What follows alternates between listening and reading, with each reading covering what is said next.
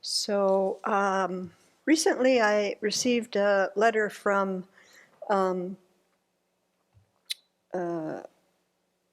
somebody that is incarcerated in San Quentin.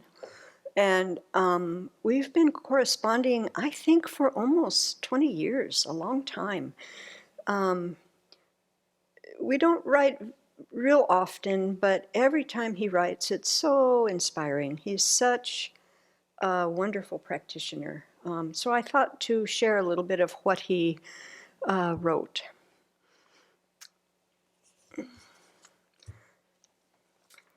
So he writes, sorry I haven't written lately. No real excuse. I'm keeping busy. Being a lifer, I have to write a lifer packet for the parole board. So he has a sentence that it's a life sentence, but the parole board could release him at some point. And so he does this regularly. And so this lifer packet that he writes, it includes insight, remorse, reentry plan, relapse prevention, life story, causative factors, triggers, and much more. So when I read that, it reminds me of the Vajrasattva practice. You know, that's what I did this winter, actually. Then he writes, a lot of self-help groups and courses. So he includes all that in this packet. Then he continues, I believe if it wasn't for meditation sessions and the 4 mindfulnesses, I would have drowned some time ago.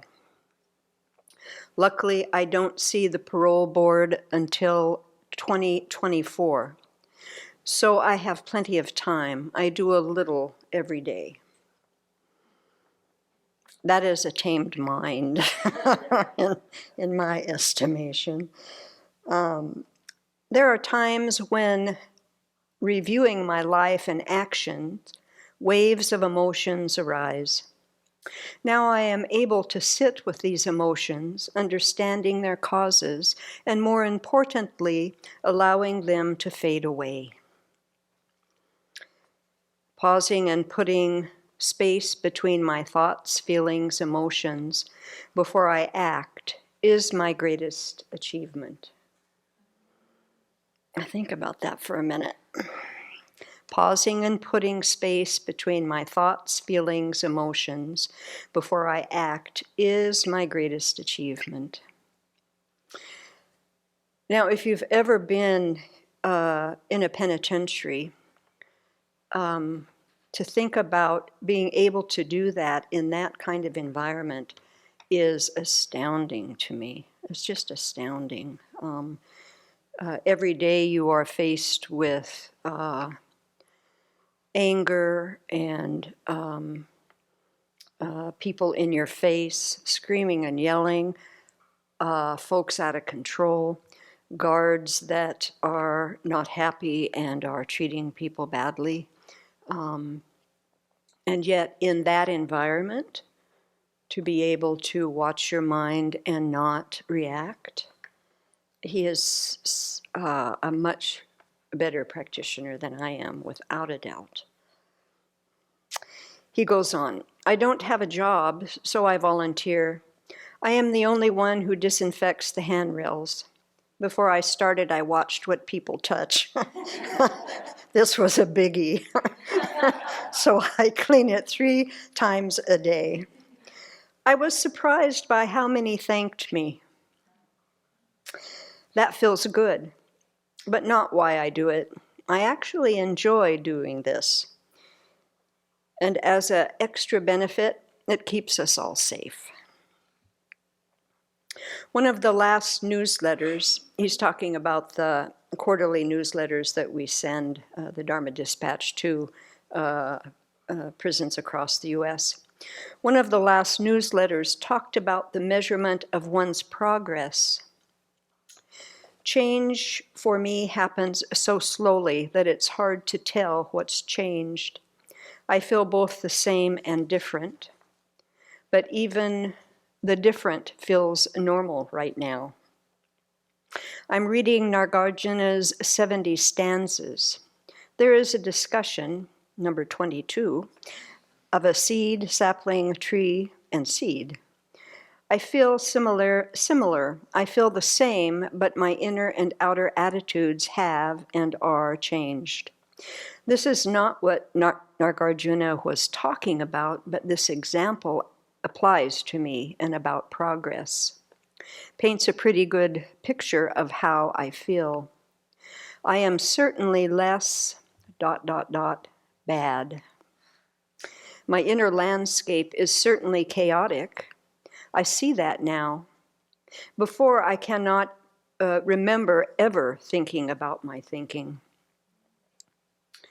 I'm in prison doing life. I'm okay with this. It's my reality. But this is just my body. I do good things all the time, helping others a lot, being content.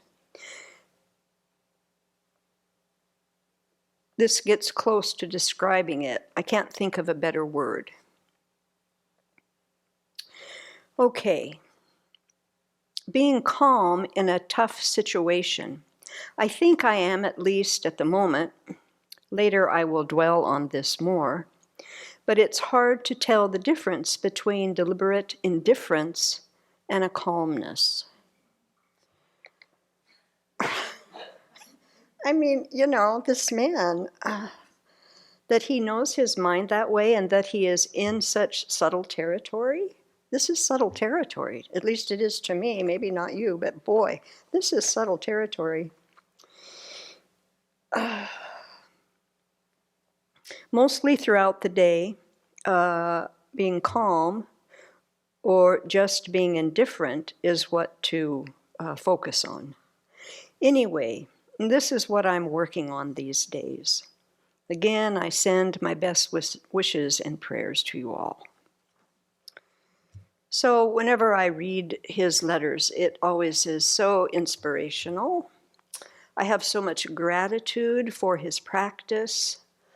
It inspires me, and it opens up my perspective.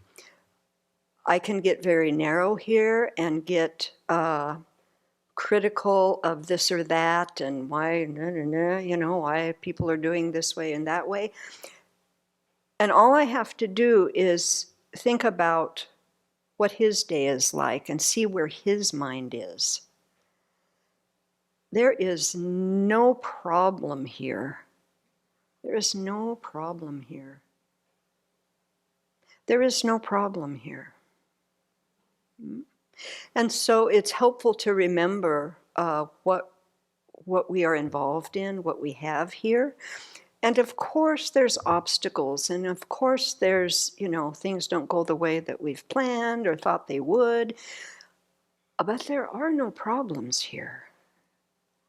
And if we can keep that focus of attention, we will do what he has done, creating some contentment and some space in the mind to be able to care for others. And so let's try doing that.